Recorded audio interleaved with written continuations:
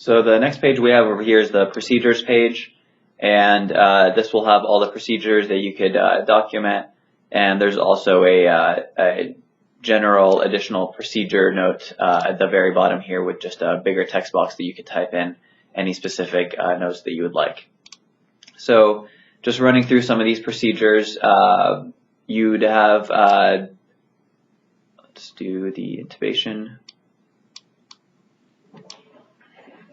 You'd have a lot of submenus that would pop up on the right side over here. So just keep in mind that these are going to be some of the areas that we have a lot to document in, and it might have too many lines of things that you don't normally document. Just document procedures the way you normally would, and you can use all these drop-down menus or all these submenus as much as possible.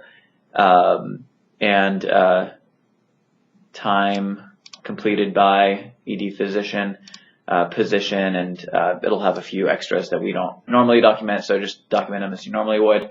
Other ones are laceration management. This is going to be used often, so if there are multiple lacerations, then after you document the laceration note for this one, just click repeat, and this would make a second line for lacerations, and you can make as many of these as you want.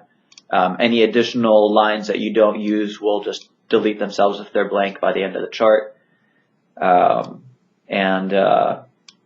The last one is fracture reduction dislocation. So this one is the more general one for all fractures, reductions, and dislocations. There are a few that are more specific, like hip dislocation, shoulder dislocation, and if there is one that you are reducing or a fracture care that you want to document that is not one of these specific ones, then you would need to document under this general one. One thing in this one is that there isn't a location field to put in a location. So just type in a location somewhere, either under one of these dotted lines, just to say what you are reducing or what the fracture care is for. And then there's a follow-up exam here for procedures specifically, but there is also a follow-up exam or reevaluation exam under the reeval page that we'll get to. So there's a couple things. Obviously, these fall into the category often of separately billable procedures. So again, we want to make sure we're capturing these well. Again, most of what you want to find are found on the left. They are a little bit cumbersome. Again, I would go through and just put in the things that you normally would document. Just because there is a spot to document doesn't mean you have to put something in. But again, trying to fill out the majority of the pertinent findings. A couple that I will speak to specifically. Obviously, almost all of your billable procedures, your epistaxis management, your digital blocks, your dental blocks, things we do all the time. Finger reductions, all those kind of things. The bigger things, intubations, obviously multiple laceration notes are all important.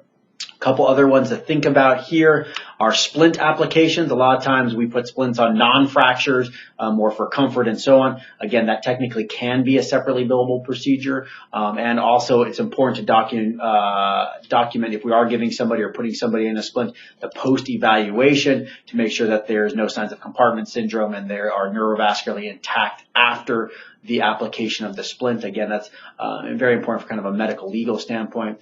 You have your ventilator settings and all that kind of stuff. And the other one is, again, sometimes it's really hard either to find it or it's just easier maybe to text it yourself. Again, there is the free text box for your additional procedures, and you can write in whatever you did, where that's it's easier to put your fracture reduction or a procedure you couldn't really find. Obviously, all those things can be written in here. And again, hopefully in the future, we might have the ability to have some canned text that gets imported into this area. Again, we don't have that right now. That's something hopeful coming in the future. And then again, you do have the follow-up exam, which is probably, again, a good thing if you're doing any procedure. Again, at the end, you can always do your reeval assessment, but this specifically goes into the section related to the procedure that you did. So, a follow-up exam, that patient is in no acute distress and so on. You can put that in with the time, and that's always a good, again, not from a billing perspective, but also more so from a med mal that you reassess patient after whatever procedure you did and that they were doing well.